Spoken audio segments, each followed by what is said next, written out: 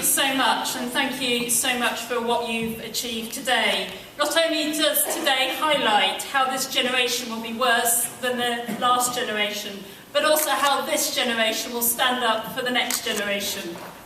The sacrifice that you have made today, perhaps many of you losing a day's pay, will make a difference for the future.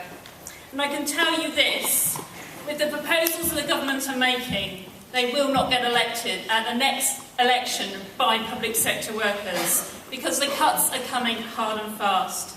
A couple of weeks ago, when payday came, a member of mine in the health sector wrote to me and told me about the 9% cut in their real income that they experienced in April. And that was partly pensions, but partly some of the other cuts people are experiencing against the 2-year pay freeze. But we now learn it's going to be a 4-year pay freeze, at least. Downbanding's happening. People are losing their recruitment and retention premium. People are losing their on-call allowances. And now we hear the National Agreement Agenda for Change, which has lasted since 2004, is about to be torn up, and people, again, will be losing more money. Some of our members losing up to 30% of their wages in the course of this government.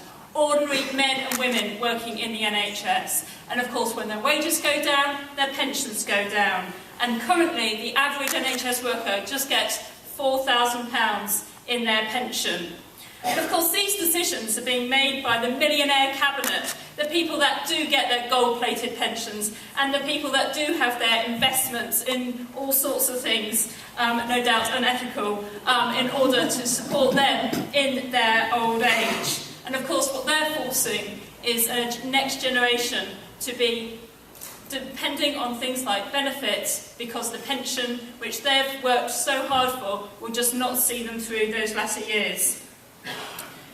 We know in Unite, 94% of our members not only highlighting in their rejection of the government proposals the real pain financially that these proposals will make, and of course getting less at the end of it, but the real concern that came across from our members was working until you're 68. And of course we now learn it's not just 68, 69, 70, 71, who knows where it will end. But if you work in the NHS, 68 is too late.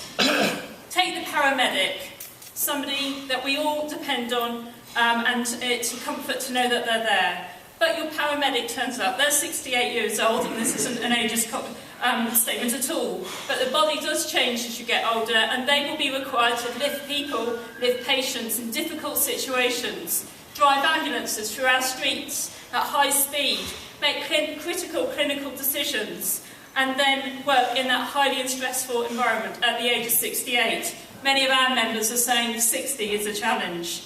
But then, what does that mean for their patients? Well, ultimately it means that patients will be unsafe, and this is the real concern that's coming over from health sector workers. Whether they're psychologists, health visitors, doctors, nurses, no matter what people do in the NHS, they know that working to 68 is unsafe for them and unsafe for their patients. Just this week we've had in the Queen's speech, just yesterday, an announcement about cutting health and safety regulations. Well, this is the real cost. People having to pay for it themselves. And of course, when they're having to leave early because of not being able to work with the demands of the job and the risks which they know they will expose their patients to, they will be taking a cut in their pension too. For some that will leave around 60, it means they'll lose a third of their pension. This is what the dispute is about. It's the injustice of what is happening. We also have, of course, been trying to get some traction in these talks, trying to get Lansley around the table, trying to get some discussion over the future of pensions. Well, we've written to Andrew Lansley, we've tried to engage, and he has told us where to go. Well, today, our members up and down the country are telling Andrew Lansley where he has to go.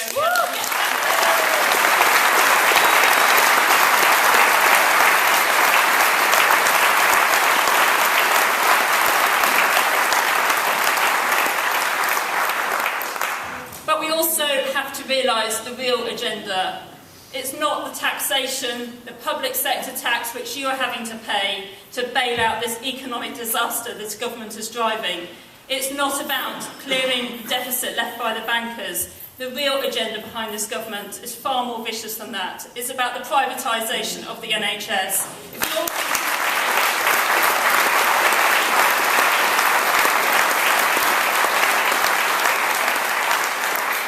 If your pensions are cheap, you will be easy to be sold. You'll be out in that marketplace, up against Virgin Care, Serco, Circle, you name those companies which have been ready to bankrolling the government for so many years and now ready to roll into the NHS to take over that service, never to see it returned back into the public hands and destroying patient care in its path. That is what the true agenda of the government is, no doubt reserving their positions on the boards for the future, but at the same time, patients suffering, patients queuing, cuts being made to services and jobs, and this is the real agenda for the public sector from this government. And by standing up today, you are clearly sending a message, not only safeguarding yourselves, but safeguarding your patients, and most importantly, safeguarding the future of the NHS. Thank you, and keep fighting.